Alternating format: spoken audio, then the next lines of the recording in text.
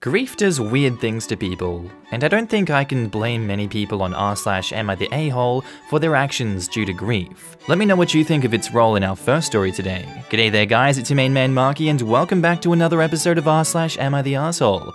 Now if you love today's bloody good content, I want you to sit back, relax, chuck a prawn of the Barbie, smack that like button, and enjoy today's bloody good stories. Let's go. Am I the asshole for getting mad at my mum for bringing a man into our home 2 weeks after my stepdad died? So I, 19 female, and my mum, 60 female, recently had my stepdad pass away 2 weeks ago.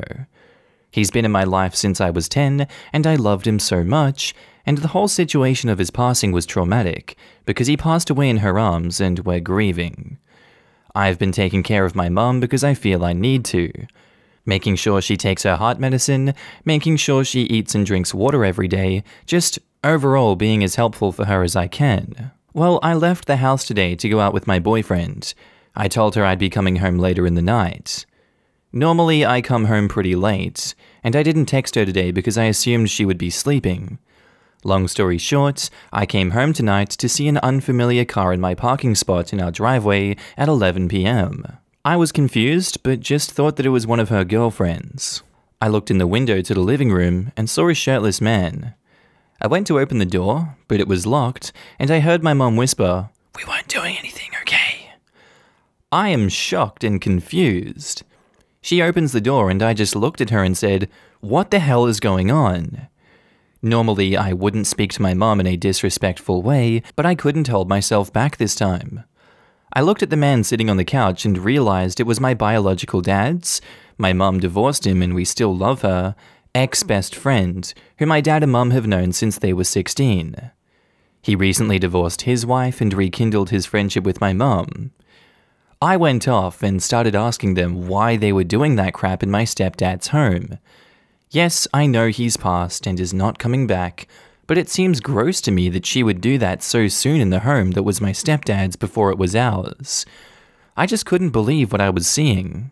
I know I have no right to tell my mom what to do, but I was in shock and just started yelling at them. I told the guy he should leave, and he walked out before he could even put his shoes on.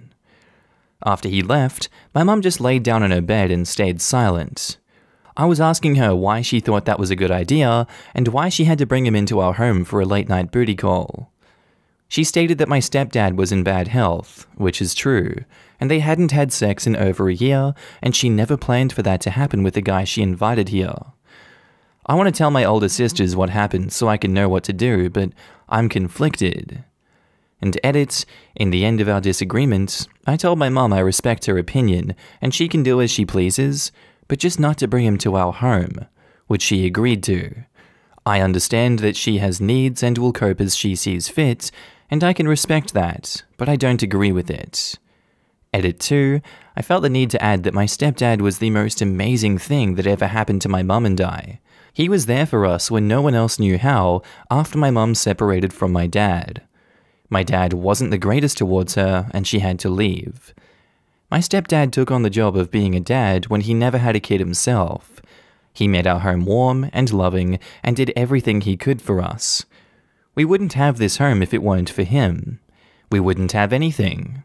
Even if in the end he couldn't be intimate with her, he loved her more than life itself, and she knows that. And edit 3, thanks for the awards and the advice.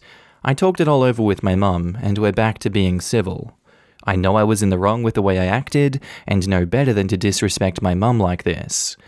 I called one of my sisters and let her know, and she was shocked, but handled it well since she's older and far more mature than I am. The constructive criticism gave me help that I was really in need of. Thank you again. And OP has offered the following explanation for why they thought they might be the asshole in this situation. I might be the asshole considering the way that I treated my mum in this situation. I was rude and told off two adults. I was quite disrespectful, but I don't know how to react to a situation like this. Obviously, given my biased view now that I've seen the edits, I'm gonna go with no assholes here.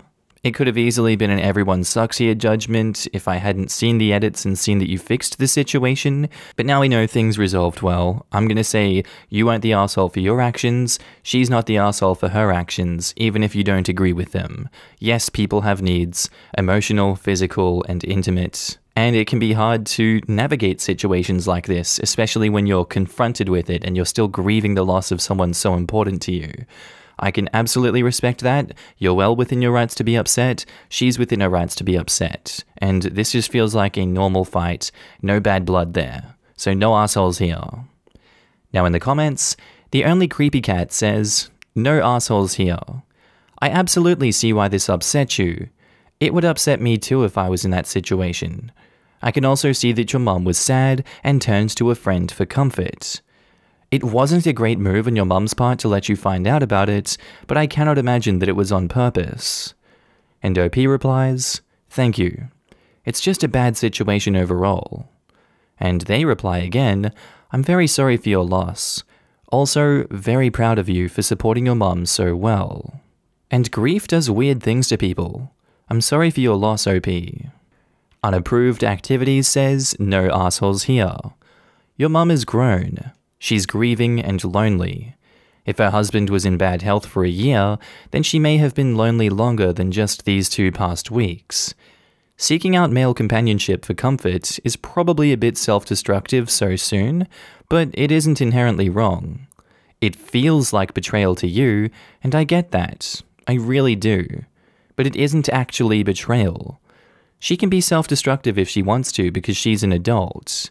You have lost a very loved parent only very recently, but your relationship with him is entirely independent from your mum's relationship with him, and your grieving process is going to look very different. What you are ready for and or need will probably look different from what she's ready for and or needs in several different ways. This one happened to be shocking and understandably upsetting, and it's definitely okay to not feel ready to think about your mum being with other men. But it doesn't mean that she has to wait until you are ready if she needs this right now. I don't think your immediate reaction was great, but I also don't blame you considering the circumstances. That's why I don't think you're the asshole. You should probably apologize for your reaction because it was hurtful, then work on respecting that the two of you will have different needs, timelines, and processes. I also think it's fair to ask for some reasonable boundaries. Like, you don't want to meet any new partners yet. Maybe she can meet her friend at his place for the time being. Stuff like that. But yelling at her isn't going to do anyone any good. And OP replied, towards the end, I did just ask her to not bring him to our home since I know who he is and always thought of him as family. She agreed, but stated that it probably wouldn't be the last time she saw him. I can respect it, but it's just uncomfortable. You have some great points that I definitely needed to hear. Thank you. Our next post is by user Throwaway671209, titled, Am I the asshole for shaming my mother-in-law in front of the whole family for spreading lies about me? So my husband and I don't want kids. He had gotten a vasectomy even before I dated him, and I wanted to be child-free, so we both knew it's never going to happen. She didn't know that my husband has gotten a vasectomy and believes that it's me who's not giving her grandchildren, so she hated me. When I got married, she wrote this whole letter about how she can't wait for us to be parents and read it out loud during our reception. She would cry on the phone with my sister-in-law about how I'm the worst thing that has ever happened to her. She would make racist Facebook posts targeted at me because I'm Asian and my husband is white. There have been times that she would introduce my husband to different women when he's already married to me and would tell him that he deserved better. 3 days ago, I was at a family gathering. I never really attend family gatherings because my mother-in-law is present there, but it had been a long time since I've met his family. When I was just talking to my husband's aunt, she casually says, I'm sorry that you can't experience motherhood. How does my husband's name feel about it? I asked her what it was she was talking about, and she tells me that my mother-in-law has been going around telling everyone in the family group chat that I'm infertile. I honestly lost my mind. I went up to my mother-in-law and asked her about it. She told me that she didn't want to tell everyone that my husband is less of a man because he got a vasectomy done, and thought that it was better to tell everyone that I was infertile. I started to scream at her. Everybody in the room kind of started telling me that I shouldn't be ashamed because I'm infertile. They thought I was shifting the blame on my husband when I'm infertile, and I revealed the truth because I was not infertile. I told everyone about how my mother-in-law was spreading lies because she didn't want her son to be less of a man. I told everyone about her introducing my husband to different women because she wanted to replace me and is openly racist towards me. My brother-in-law calmed me down because I was bawling my eyes out and called my husband, asking him to come home. My husband came home, his mother was crying and telling him that I ruined her reputation. She tells him how I'm trying to make him hate her. My husband took my side, and he told her that it was the last time he would be stepping into the house, and he is going to cut ties with her. And then we left the house. My husband thinks that I did the right thing, standing up for myself. I've been getting text messages from his relatives about how I broke a mother and son's relationship. My mother-in-law is making posts about me on Facebook. I know I could have handled it better, but am I the arsehole? And edit, I would like to clear up 2 things because I'm being asked about it. 1. When my mother-in-law gave this speech during my reception, that's when my husband told her about his vasectomy. 2. My husband didn't attend the gathering with me because the next day was my birthday and he was planning a surprise for me. And 3. Some people pointed it out that I shouldn't have lashed out at a family gathering, which is absolutely right. I feel bad for it, and I know I could have handled it better. Thank you so much for the replies. Look, yeah, in all honesty, I think you could have handled it better than lashing out at a family gathering. That is a bad look in general for social circumstances like that, but I'm sure, it's different in this situation because they all understand what your mother-in-law is like. They understand that she probably pushes people to breaking point like this, and this probably, I would assume at least, that this isn't the first time this has happened. It would come as a shock and a big surprise to me if she has never pushed someone to lash out at her publicly before, considering how this went. I'm gonna have to say that your emotions and your feelings are valid in this situation. What you did was probably not particularly the right thing, but I don't think it's wrong. I think it diffused the situation and showed just how scummy she was in a very time-efficient manner, where you didn't have to go to everyone individually and explain yourself. You can get it all done right there, she gets called out, everyone changes their opinion on this situation. So I think you handled it. Yes, I do think you handled this situation, and I agree with you. Not the arsehole. Now in the comments, Piet Pompey's 7 says, not the arsehole. Seems that the mother has an unhealthy obsession with grandchildren and is a bit of an unpleasant person. I would recommend adoption for her if she really wants children. I think the mother is someone who only considers biological children as her true grandchildren. And also, OP didn't ruin her reputation. She ruined her own goddamn reputation. And the relationship between a mother and a son. Not the arsehole, and kudos to your husband for standing up to his family for you. Maybe your mother-in-law will learn her lesson someday, but it seems that she's not willing to. You have to keep yourself safe from such shockingly negative influences. I'd say kudos for getting there eventually, but he shouldn't have even let it get that far. Even if he was unaware of the other comments, he was certainly aware of when his mother was trying to set him up with multiple other women. He should have shut it down by that point. Not the arsehole for sure though. Was gonna say, the part when Mum was introducing other women to him and he didn't say anything. He was becoming a bit of the arsehole. Well, apparently he did say something. OP wouldn't know about it otherwise. Don't blame him, he's a victim of his mother as well. And Lavington Windsor says, she played the stupid game, she won the stupid jackpot. It's great your hubby is being supportive. He doesn't think you're the arsehole here, and neither do we. Look, your mother-in-law lied and schemed and connived against you, and she's reaping what she sowed. Stand tall. I'm sorry you had to go through that, but you can now cut her out of your day-to-day life, and it will be all the better for it. The mother-in-law is probably the reason he doesn't want to have kids, to be honest. And that was my first thought too. Our next post is by user Triple Skeet, titled, Am I the arsehole for wanting to be able to decide how my family spends Father's Day with me? So I am the father of a 13-year-old daughter and a 12-year-old son. My kids are my world. So my daughter is an athlete. Recently, this has posed a problem around Father's Day. My view is this. Father's Day is for me. It's the one day a year when I get to decide what we do all day. It's almost always the same thing. The four of us hang out swimming in the pool, go see a movie, then go out to dinner at the restaurant of my choice. That is literally all I ask for. I should add that on Mother's Day, we also do whatever my wife wants to do the entire day as well. This year, my daughter had a tournament added to her schedule on Mother's Day. The tournament was cancelled because apparently not enough kids were going to attend and they couldn't field enough teams. My wife admitted that she was mad that they were having a tournament, but at the same time wasn't going to pull my daughter. I told her that it was her day, and regardless of what she decided, I would support her decision 100%. There was then a tournament scheduled on Father's Day. These can last over 7 hours.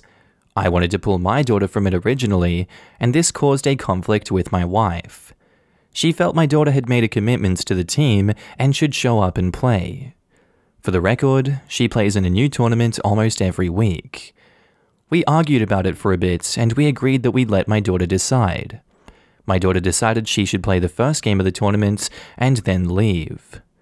We both thought this was fair, and as it got closer, it turned out a few of the girls on the team weren't going to make it, so if my daughter backed out of the games, her team would forfeit. And also, the coach couldn't make it this week either.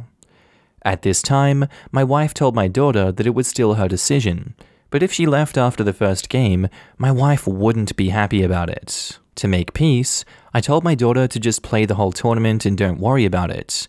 It wasn't worth it to leave because my wife would be miserable the rest of the day and it would ruin the day anyway. In the end, it didn't matter anyway, as I wound up having to work a very rare Father's Day shift at my night job, so the day was pretty much shot anyway. My problem is this. This seems to be something that's going to be reoccurring. It happened once a few years back, but not since, so I didn't expect to have to deal with this every year. I've tried explaining to my wife how I feel about it, and how I'd like to tell the coach at the beginning of each season that we wouldn't be available for anything on Father's Day. She doesn't agree with me. She's a former college athlete, and thinks that my daughter shouldn't miss a game ever. I enjoy watching my daughter play sports, but I don't want to spend 7 hours doing it on Father's Day.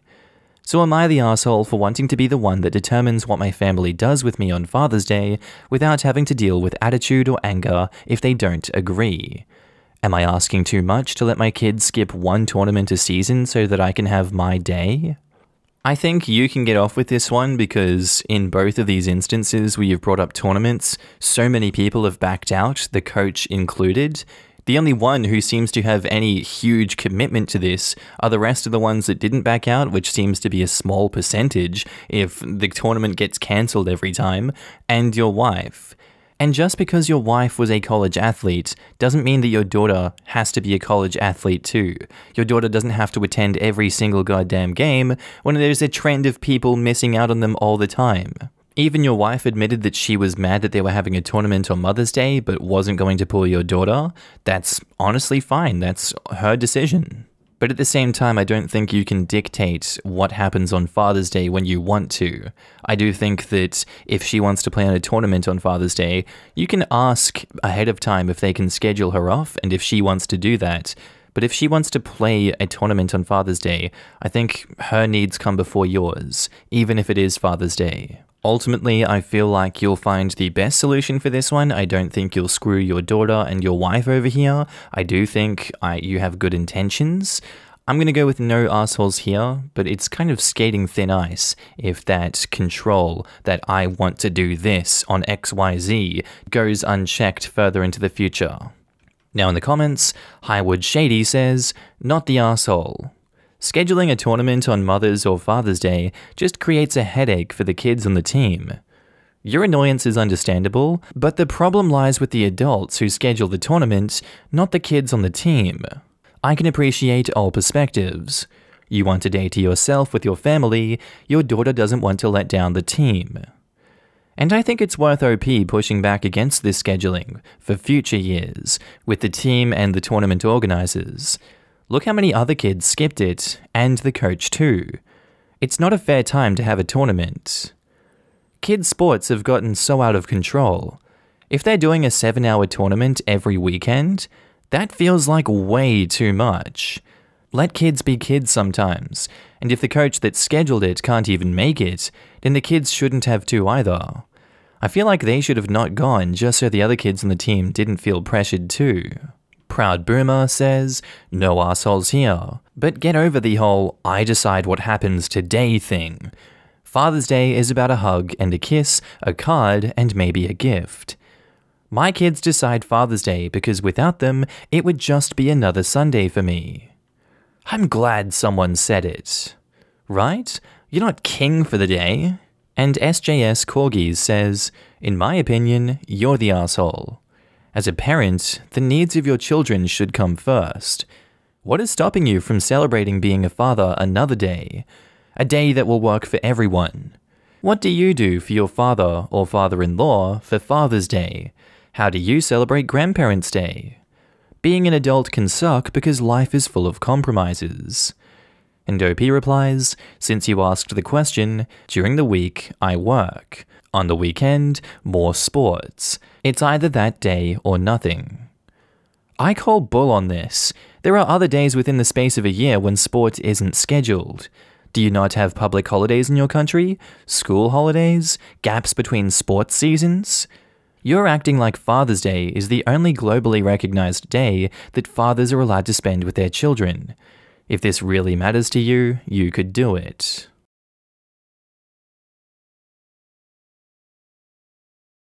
Alright guys, that's the end of the video.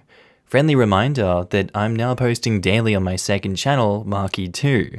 If you want to laugh at memes with me, link is down in the description below. On phone, you just click that little arrow underneath the video. I also want to say thank you to all my channel members and Patreon subscribers. Your names are currently floating down the screen here, and I love to see all of you guys. Thank you for joining me on this journey. Thank you for supporting me. I really appreciate it. If you see yourself on screen, I want you to give yourself a big pat on the back for being amazing as always, and thank you for supporting me again. I do hope that you guys have a good day, night, sleep, whatever it is you're up to. I'll see you in the next video. Bye.